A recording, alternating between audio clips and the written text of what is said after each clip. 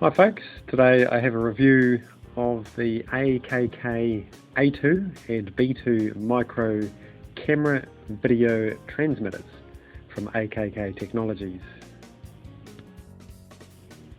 The A2 has a linear antenna, whereas the B2 has a circular polarized antenna along with an LED readout on the back for the channel and frequency settings.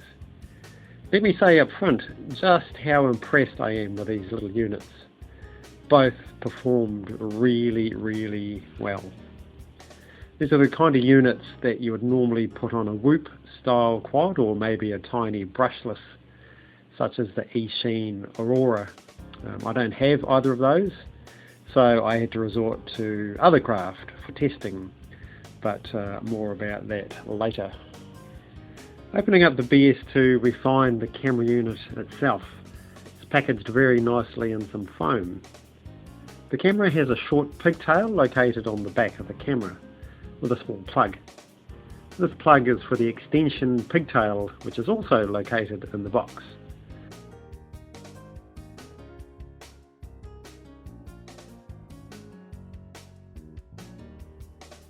Finally, we have a small instruction sheet, which also has the frequency list supported by the BTX. Opening up the A2, we again find the camera packaged nicely in the same foam as the BS2. The camera also has a short pigtail located on the back of the camera with a small plug. This plug is the same as on the BS2, and again an instruction sheet with a frequency list.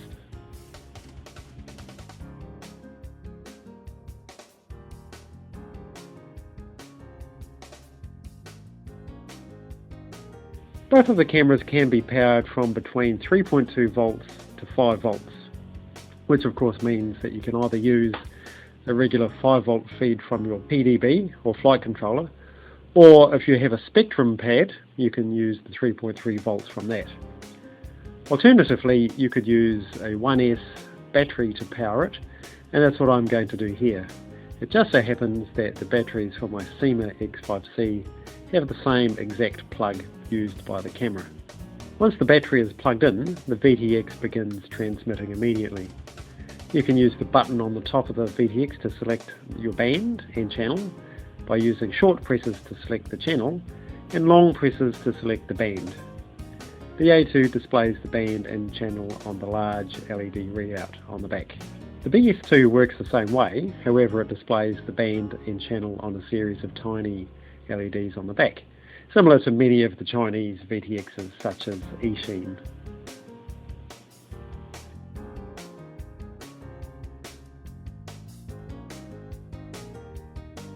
These units are a perfect fit for the camera mount I use for my 130mm sized quad, which is what I will be using for testing of one of the units.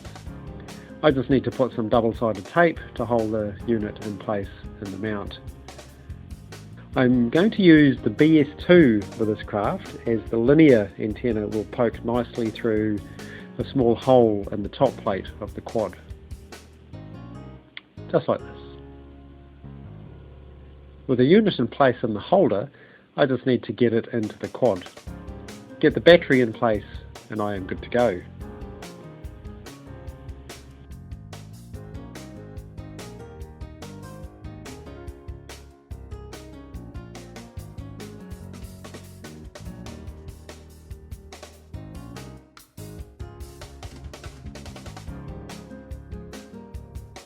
With the camera and battery installed, I am now ready to get out and give this unit a test.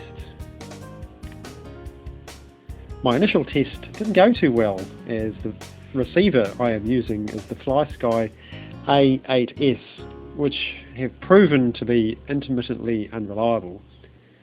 This unit browned out twice during the short flight.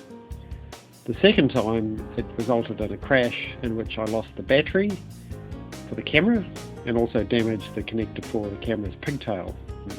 During the flight the picture was great. I have to say that the picture was actually really good. To ensure this didn't happen again, I removed the connector from the camera's pigtail and soldered it directly to a 5 volt feed from my flight controller. The second flight was much better, and it gave the video transmitter a better workout in a more challenging environment. This location is a favourite place for the guys that I fly with, as there are plenty of tree obstacles to fly around, and these also provide obstacles for the video signal. The 25mm VTX performed very well in these conditions, especially considering the RX, or receiver in my goggles, wasn't calibrated correctly, as I found out later. I tested the A2 by giving it to a friend of mine to put on his glider, and wow, what an amazing job it did. There was practically no breakup whatsoever during the entire flight. In fact, he was so impressed that he is going to get a unit to mount on his glider permanently.